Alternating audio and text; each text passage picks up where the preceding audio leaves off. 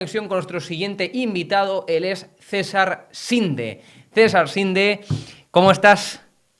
¿Qué tal? Buenas noches. Espérate, que me muevo un poco, que no estoy en plano. Ahí está. Bueno, mejor dicho, buenas noites, que estaba escuchando la entrevista con Ana Vázquez y como hijo de gallega me sumo entusiásticamente a ir a Galicia cuando sea posible, ¿eh? Bueno, ciertamente Galicia es precioso, ¿no? Es decir, tenemos unos paisajes preciosos. Pero bueno, también es bonitas. O sea, España en general, César, es preciosa. Es decir, tiene lugares preciosos. En Galicia, en Madrid, Sí, Ciudad de Madrid preciosa. pero Barcelona yo también tiro es a Galicia en preciosa. seco, ¿qué le voy a hacer? Sevilla, preciosa. Triana, me encanta. Es decir, lugares maravillosos.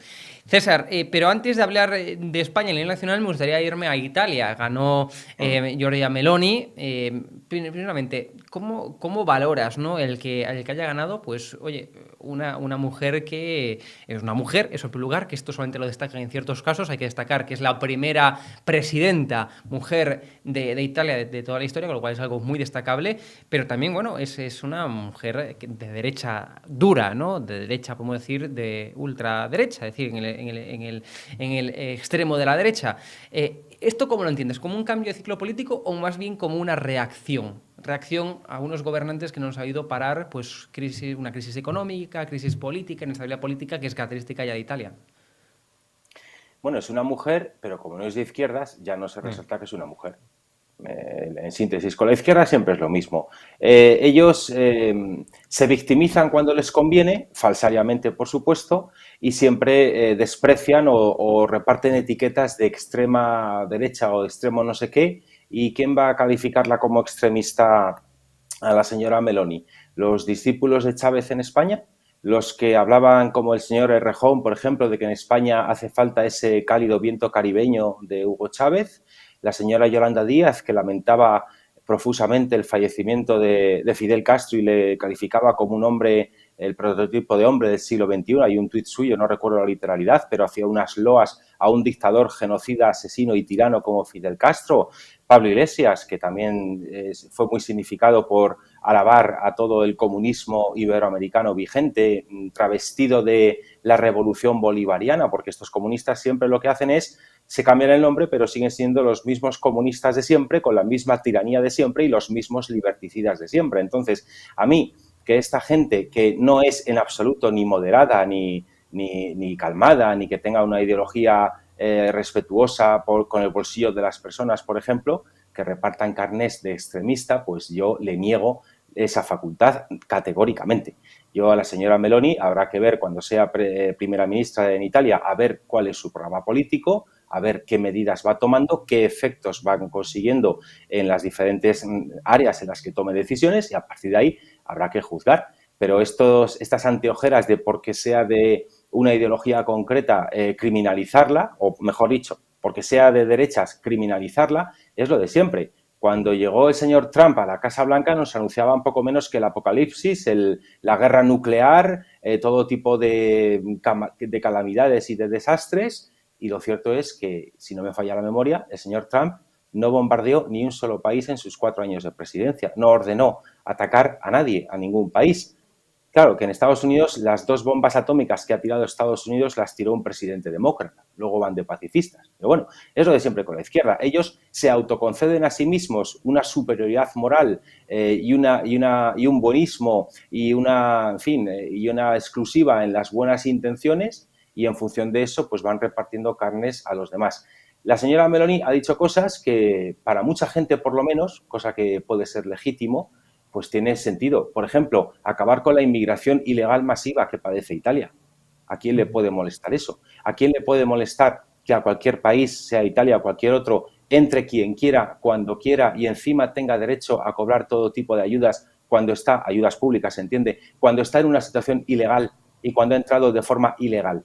El primer principio que habría que establecer en la política de inmigración es que toda aquella persona que entre a un país de forma ilegal no tenga derecho a recibir ningún tipo de ayuda, porque eso hace un efecto llamada. ¿Decir esto es de extrema derecha? No, en mi opinión al menos, decir esto es de extrema lógica. Un acto ilegal no puede generar actos legales. Es un principio básico del derecho que cualquier estudiante de primero de facultad de derecho puede comprender, a poco que haya mirado ya los libros. Es que es básico. Entonces, la señora Meloni dice que hay que luchar contra la inmigración ilegal y, por cierto, contra las mafias que se lucran del tráfico de personas. que eso también hay que recordarlo, porque aquí la izquierda, que es tan bonista para con determinados temas, parece que no le importa que haya mafias o grupos organizados que se enriquecen cobrando 2.000, 3.000, 4.000 euros a cada persona por llevarle en una embarcación peligrosa para llevarle o intentar llevarle a tierras europeas, o sea Italia o sea España. Eso a la izquierda no le preocupa, le preocupan otras cosas. Y así todo, y ya por último, es que hay que recordar, con el tema de la inmigración ilegal, hay que recordar una cosa que de obvia que es, parece mentira que haga falta tener que decirlo. Hoy en día, con una simple aplicación de mensajería instantánea como WhatsApp, cualquier persona que está aquí en España se puede comunicar con cualquier otra persona que tenga WhatsApp en cualquier otra parte del mundo.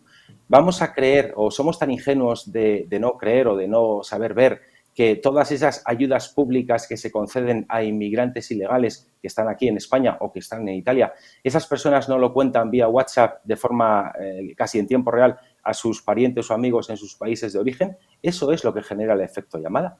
Hoy en día la información es de muy fácil acceso.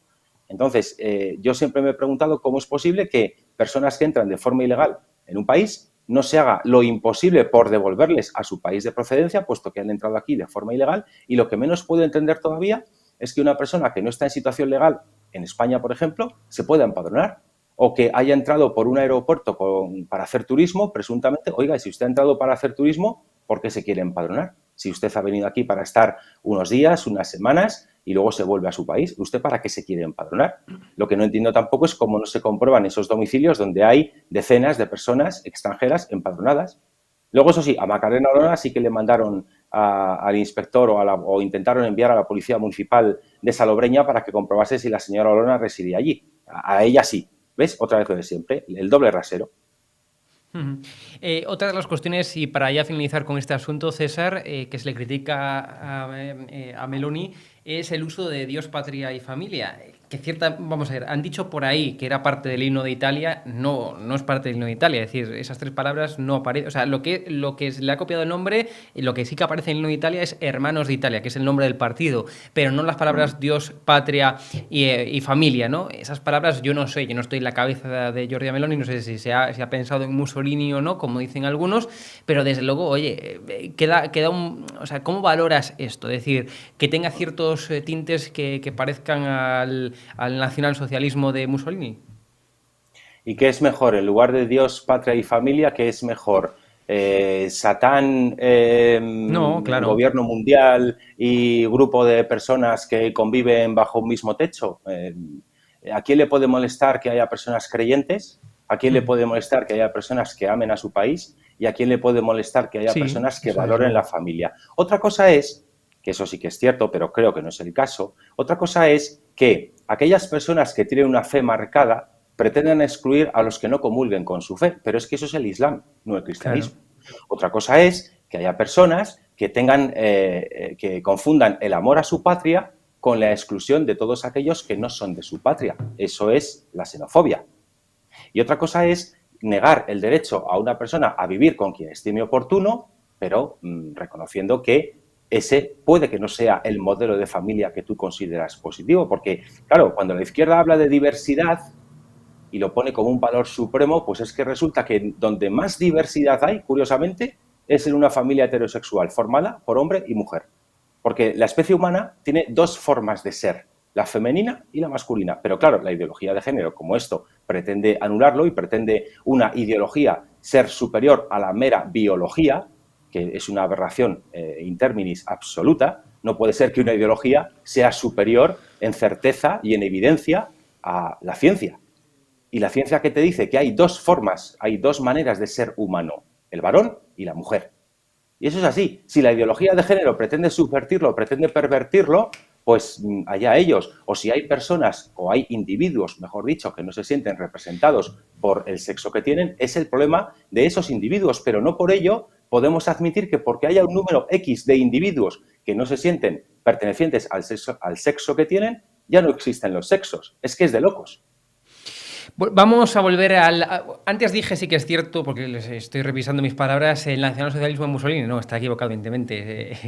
Es el El fascismo fascismo. de Mussolini. Disculpen, por tanto, mi equivocación de antes. Dicho lo cual, como decía, volvamos al ámbito nacional, César, porque el gobierno no es que no baje el IVA, el gobierno es que no deflacte el IRPF, el gobierno no es que, en fin, alivie la presión fiscal, es que ha anunciado que va a subir todavía más los impuestos. César, ¿cómo te quedas? Pues qué raro, ¿no? El gobierno social comunista subiendo impuestos, pero es que esto es lo de siempre. Tú le quitas 50.000 euros a un, entre comillas, rico para darle 1.000 euros a 50, entre comillas, pobres, ¿y qué ocurre? Que pierdes un voto, pero ganas 49.999. Esto es el comunismo de siempre. Es decir, con la excusa buenista de atender determinados servicios públicos para los que ya hay recaudación más que suficiente, pretenden justificar aumentar todavía más la fiscalidad y además dando por bueno un principio que a mí me parece perverso, que es que el dinero es de la gente solo en función de la cantidad de dinero que gane. No, mire usted, el dinero es de la gente, gane mucho o gane poco, porque para eso lo gana trabajando. Tener que decorar otra cosa tan obvia da vergüenza, pero con esta izquierda es que es necesario. Es que si una persona tiene talento, se esfuerza y le echa horas al trabajo y le va bien en la vida y gana dinero, ¿por qué a esa persona hay que esquilmarle impuestos? ¿Por qué hay que hacerle pagar todos los años el mismo impuesto por el patrimonio que compra con la renta que le queda disponible por su trabajo después de haber pagado IRPF y cotizaciones a la Seguridad Social? Porque eso es el impuesto del patrimonio. Y tengas mucho o tengas poco patrimonio, no deja de ser injusto e inaceptable que una persona, después de que ya paga impuestos por comprar un bien, luego, a perpetuidad, por el mero hecho de tener ese bien, tenga que seguir pagando unos impuestos por su tenencia. Y luego cuando muere, si lo deja, cuando lo heredan sus hijos también tienen que pagar el impuesto a la muerte. Y esto es una espiral de asalto al patrimonio y a la renta de las personas que es inaceptable. El dinero no es de la gente porque gane poco. El dinero es de la gente porque lo gana trabajando, sea mucho o sea poco. Y cuando vemos esos mensajes incendiarios en las redes sociales diciendo que qué barbaridad lo poco que pagan los empresarios, este domingo leía un tuit de una persona que no me resistía a contestar y luego me bloqueó con la respuesta que le di, entiendo que me bloquease porque igual no le gustó, que decía, he estado en un bar hablando con el camarero y me parece alucinante que cobre 1.000 euros. Y yo le contesté, señora, está usted confundiendo sueldo con coste total. Ahora pregúntale al dueño del bar cuántas cotizaciones paga y cuánto coste total le supone al dueño de Es ese bar. casi el sueldo. Es decir, un sueldo de 1.000 euros es pagar otros 1.000 euros de seguridad social, de cotizaciones, por tanto. Es decir, que a un trabajador le cuesta el sueldo más todo lo que tiene que pagar a Hacienda. El problema. Exacto. Y luego también le decía, y por cierto, hable usted con la cervecera y pregúntele a la empresa fabricantes de cervezas cuántos impuestos paga por la cerveza que usted se ha tomado. No me contestó, me bloqueó. Pero es que esto es lo de siempre. Hacen trampas trileras para criminalizar a determinadas personas en función de determinados caracteres cuando se olvida que el Estado es el que tiene un margen de beneficio mayor en cualquier actividad económica porque te está clavando un 21% de IVA. ¿Hay alguna empresa que tenga un margen de beneficio del 21%? No. Y luego el Estado y los comunistas y los socialistas tienen la desfachatez de hablar de beneficios extraordinarios. Oiga, en todo caso, ¿quién tiene más derecho moral a tener beneficio por su trabajo? El que invierte, se arriesga y monta un negocio. El que le echa 14 horas al día y el que después de eso tiene unos beneficios, ese tiene menos derecho a disfrutar del beneficio de su trabajo que el Estado, que no ha hecho nada y le trinca un 21% de IVA. Además de todos los impuestos que tendrá que pagar por ejemplo, la luz que consuma su negocio, el gas que gaste su negocio, el IBI en caso de que sea propietario del local donde desarrolla la actividad, el impuesto de sociedades o el impuesto de suciedades, más bien habría que decir. ¿Quién tiene más derecho moral a disfrutar del beneficio del trabajo? ¿El que hace el trabajo o el Estado que te lo trinca? Porque es que estas son las cosas que hay que dejar muy claras. Y luego, claro, cuando se recuerdan, entonces eres un facha, eres un radical, eres Meloni, eres de extrema derecha, eres fascista. No, mire usted, yo no soy ni facha, ni radical, ni de extrema derecha. Yo de lo que soy es de extrema lógica, en todo caso. Y lo lógico es que el que se esfuerza por prosperar en la vida tenga el máximo derecho posible a disfrutar del fruto de su trabajo. Pero la izquierda, ¿qué hace? Criminaliza al que se esfuerza y al productivo para subvencionar al vago. Ese es el problema. César Sinde, un placer como siempre. Muchas gracias.